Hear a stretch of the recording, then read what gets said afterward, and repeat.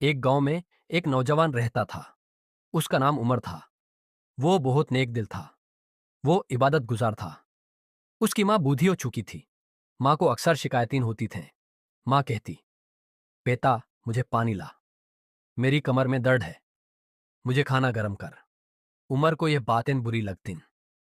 وہ سوچتا، میں مسجد میں نماز پڑھتا ہوں، لوگوں کو نصیحت کرتا ہوں، لیکن گھر میں یہ بوڑھی ماں مجھے تنگ کرتی ہے۔ ایک دن وہ اپنے استاد کے پاس گیا۔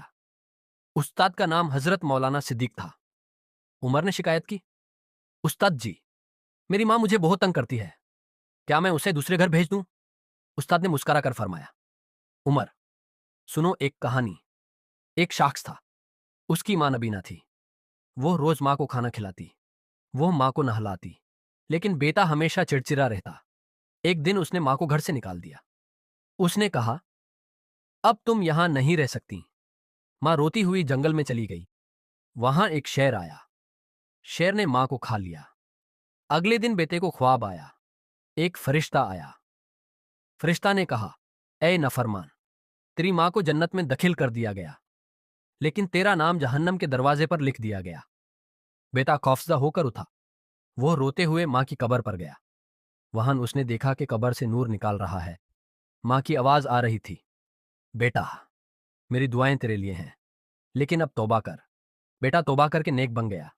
استاد نے کہا، عمر، قرآن میں اللہ فرماتا ہے، وَقَضَىٰ رَبُّكَ أَلَّا تَعْبُدُوا إِلَّا إِيَّاهُ وَبِالْوَالِدَيْنِ إِحْسَانًا، یعنی تیرے رب نے حکم دیا کہ اس کے سوا کسی کی عبادت نہ کرو اور ماں باپ کے ساتھ اچھا سلوک کرو۔ حدیث میں ہے، ماں کے قدموں تلی جنت ہے۔ عمر شرمندہ ہوا۔ وہ گھر آیا۔ اس نے ماں کے پاؤں دبائے۔ اس نے معافی مانگی۔ اس نے کہا، آمین، اب سے آپ کی ہر بات میری زندگی کا حصہ ہوگی۔ ماں نے دعا دی، اللہ تیرے نصیب کو جنت بنائے۔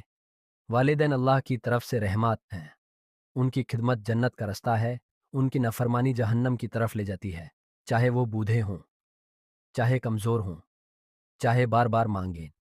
صبر اور محبت سے ان کا ساتھ دو۔